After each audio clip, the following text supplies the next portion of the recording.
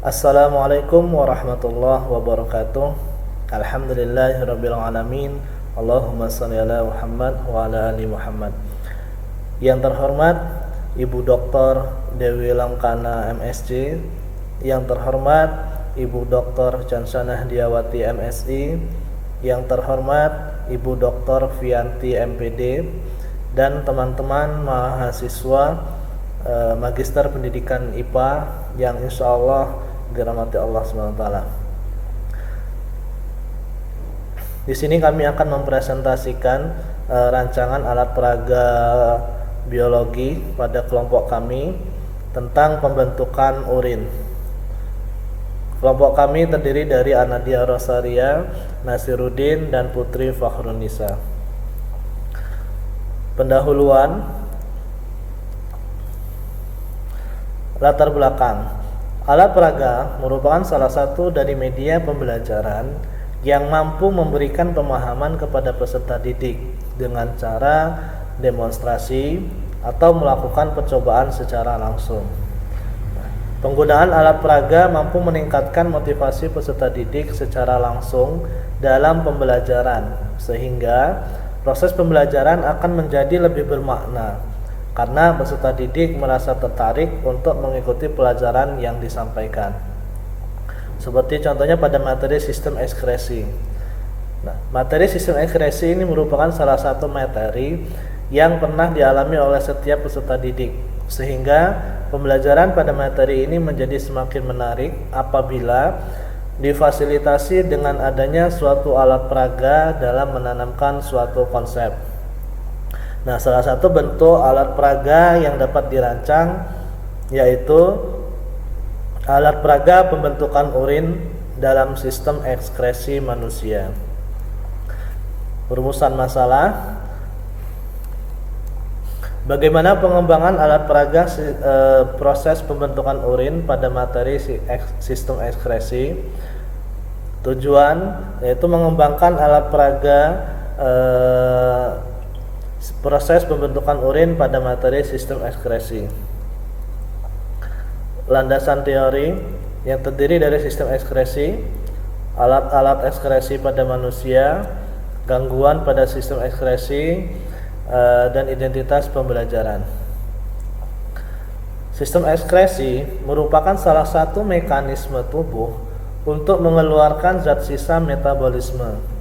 Zat sisa metabolisme ini bersifat racun bagi tubuh jika tidak dikeluarkan.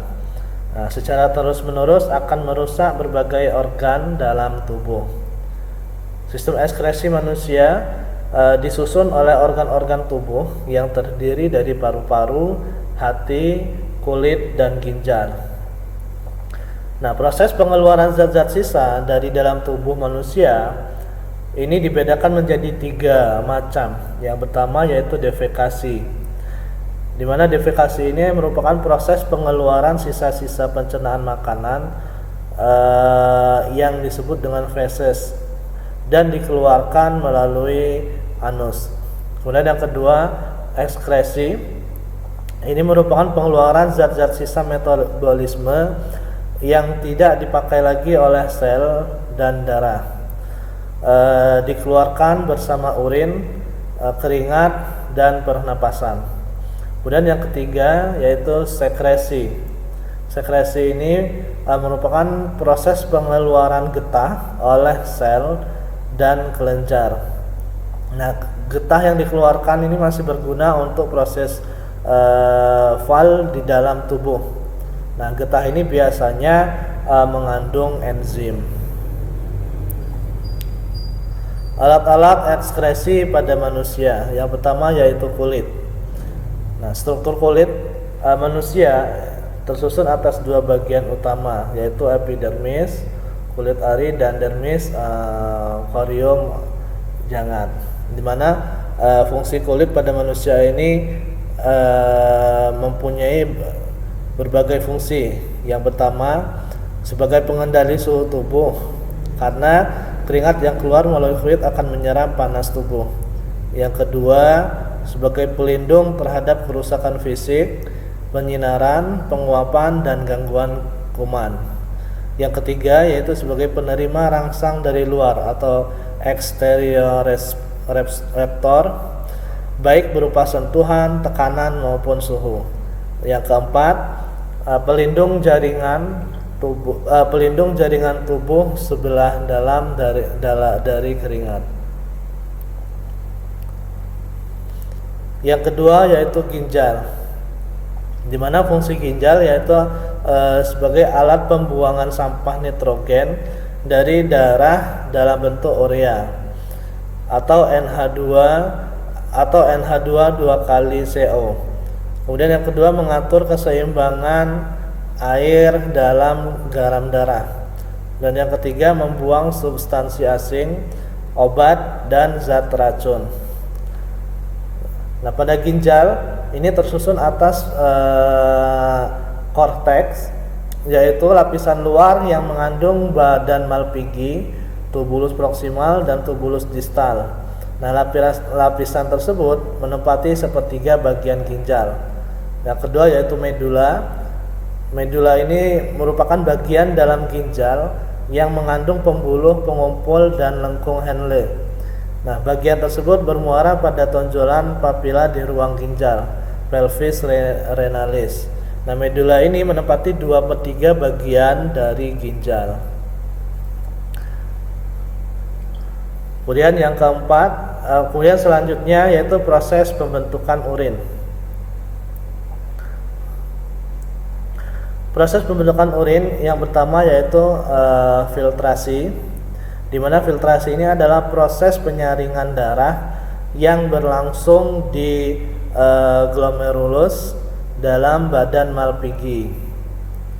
Kemudian yang kedua yaitu reabsorpsi. Reabsorpsi ini merupakan proses penyerapan kembali bahan-bahan yang masih ada di dalam darah setelah mengalami filtrasi. Nah, urin primer yang telah meninggalkan kapsul Bowman selanjutnya menuju ke tubulus melewati jaringan pembuluh kapiler. Kemudian yang ketiga yaitu akumentasi. Nah, di mana akumentasi ini adalah proses penambahan ion K positif, senyawa NH3 dan ion H positif pada urin sekunder di dalam tubulus convolvulus distal. Nah, hasilnya berupa urin yang akan dimasukkan ke dalam tubulus pengumpul. Nah, urin dari tubulus pengumpul selanjutnya dialihkan melalui pelvis renalis, kemudian ureter, dan ditampung ke dalam kandung kemih. Baiklah, di sini saya akan melanjutkan presentasi mengenai alat ekskresi selanjutnya, yaitu mengenai hati.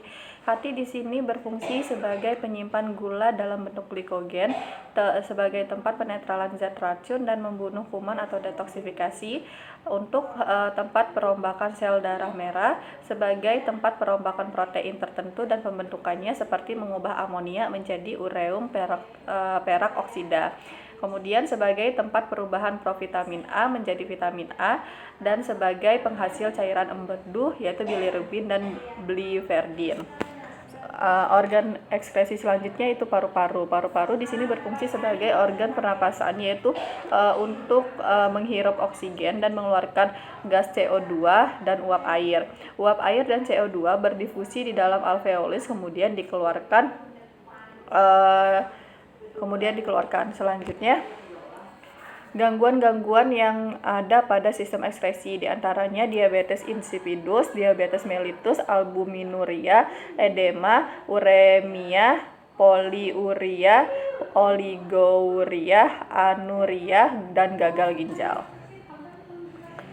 Kemudian alat peraga ini dirancang untuk memenuhi KD, yaitu KD 3.10, menganalisis sistem ekskresi pada manusia dan memahami gangguan pada sistem ekskresi serta upaya menjaga kesehatan sistem ekskresi. Kemudian untuk kompetensi keterampilannya yaitu membuat karya tentang sistem ekskresi pada manusia dan penerapannya dalam menjaga kesehatan diri.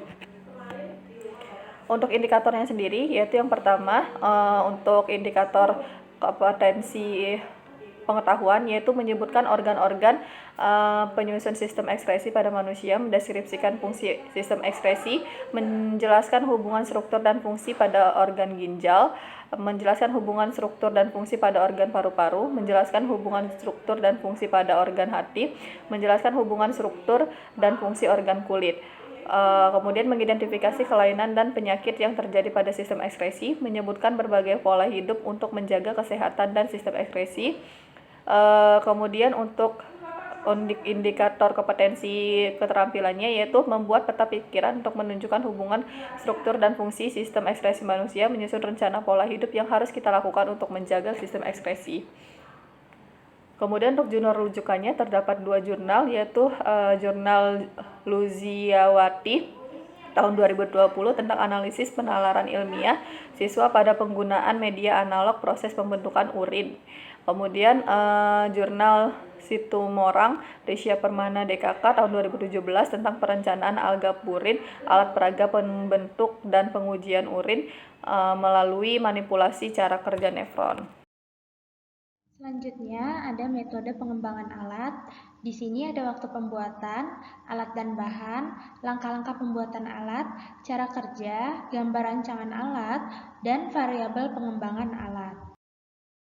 Waktu pembuatan alat, rancangan alat akan dilaksanakan pada tanggal 15 Juni 2021 dan pembuatan alat akan dilaksanakan sekitar tanggal 22 Juni 2021. Alat dan bahan di sini yang dibutuhkan yaitu ada styrofoam, kertas manila, double tip, cat poster, kuas, alat tulis, selang ukuran kecil dan ukuran besar, corong, karter, isolatif, gunting, kayu, palu, paku, botol plastik bekas yang besar dan kecil, kain kasa, pewarna makanan, tepung, biji kacang hijau, dan air. Langkah-langkah pembuatan, yang pertama menempelkan kertas manila ke styrofoam menggunakan double tip. Yang kedua mewarnai sebagian besar selang menggunakan cat untuk membedakan cairan urin primer dan urin sekunder yang melewati selang. Yang ketiga membentuk selang menyerupai saluran kemih, kemudian ditempelkan di atas styrofoam menggunakan double tip. Yang keempat menyambungkan selang besar dan selang kecil sehingga menjadi mencabang pada bagian tubulus proksimal dan lengkung Henle. Selanjutnya, yang kelima membuat identitas untuk menandai bagian-bagian saluran pembentukan urin dan juga proses yang terjadi pada setiap bagian. Kemudian menempelkan menggunakan double tip. Selanjutnya, yang keenam membuat penyangga alat peraga menggunakan kayu. Yang ketujuh mewarnai botol plastik bekas supaya menyerupai kandung kemih. Yang kedelapan memasang corong pada selang bagian atas, botol plastik bekas besar pada selang pada bagian bawah botol bekas kecil pada selang. Selanjutnya memberikan kain kasa pada corong. Cara kerja alat peraga, yang pertama memberi pewarna makanan pada air, selanjutnya memasukkan tepung dan biji kacang hijau ke dalam air yang sudah diberi pewarna makanan. Ini melambangkan zat terlarut dan zat tidak terlarut di dalam darah. Lalu diaduk sampai bercampur rata. Selanjutnya memasukkan cairan yang sudah dibuat ke dalam saluran selang melalui corong yang sudah diberi kain kasa. Berikut gambar rancangan alat. Di sini ada 3 proses yang nanti akan digambarkan, yaitu filtrasi, reabsorpsi, dan augmentasi. Di sini ada terlihat botol yang besar, botol yang kecil, serta selang dan nantinya corong yang akan digunakan. Variabel pengembangan alat, variabel kontrolnya merupakan hasil filtrasi, variabel manipulatif yaitu cairan, yaitu campuran air dengan tepung dan biji kacang hijau. Variabel responnya bagian-bagian saluran pembentukan urin.